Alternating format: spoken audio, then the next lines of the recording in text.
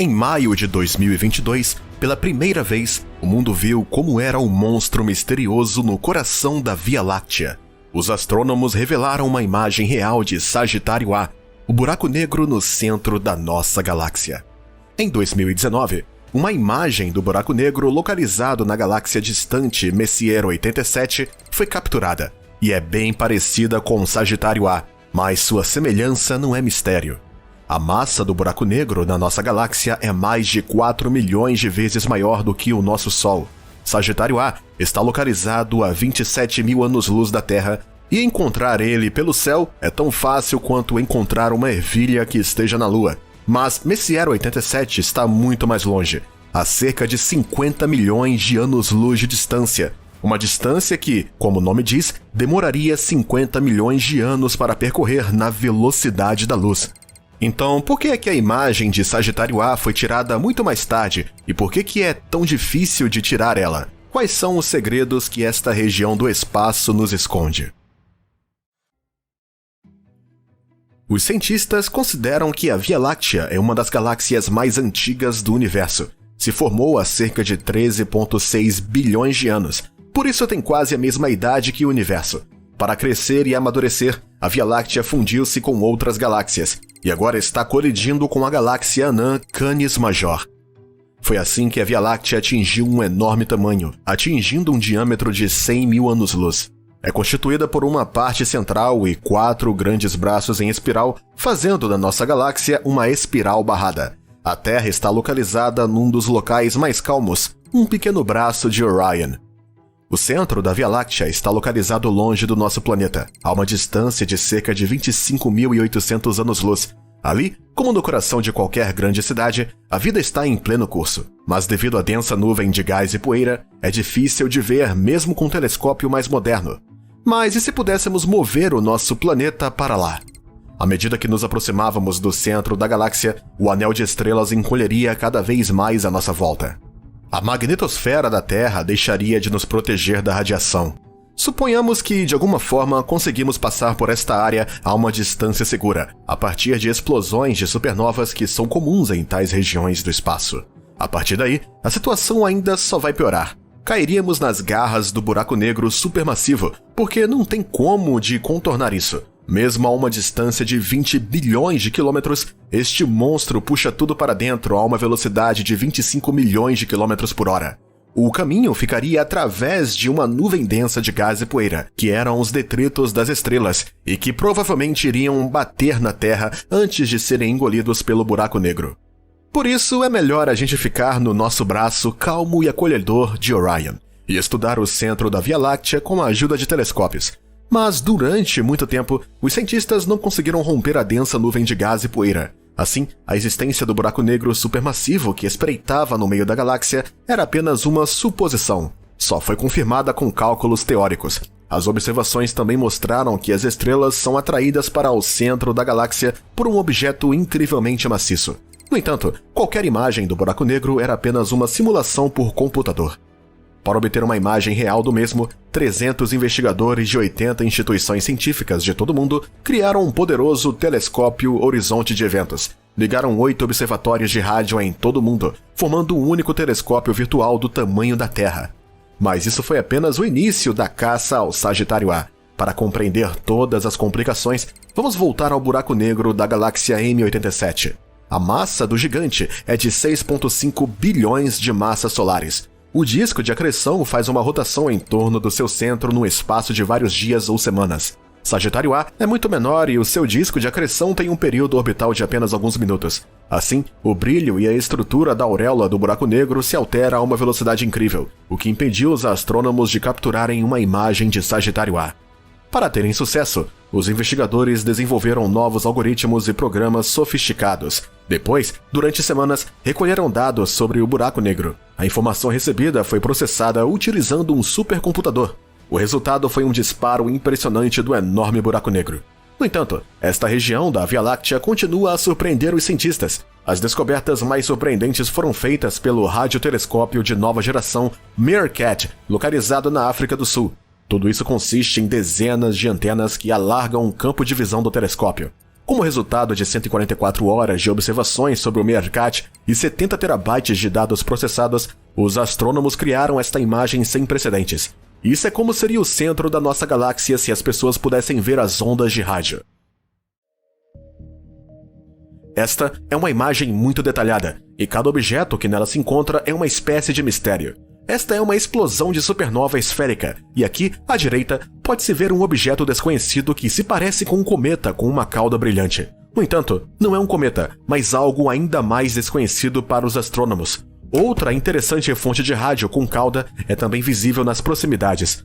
Provavelmente move-se a uma velocidade extremamente alta e, como resultado, deixa um rastro atrás dela. Aqui, uma misteriosa mini-espiral é atraída por um buraco negro. Segundo os cientistas, pode ser um fluxo de gases ionizados que corre para o espaço a partir das profundezas de Sagitário A.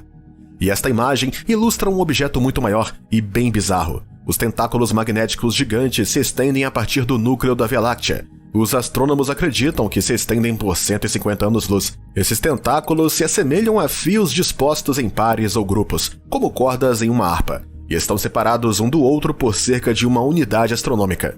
Esses peculiares fios cósmicos são perfurados com elétrons acelerados até se aproximarem da velocidade da luz. Os misteriosos filamentos foram descobertos pela primeira vez nos anos 80, e a nova imagem Meerkat descobriu milhares de novos. Isso é 10 vezes mais do que anteriormente descoberto. Encontrar esses fios cósmicos foi uma tarefa difícil, pois fundiram-se fortemente com outros objetos no centro da galáxia.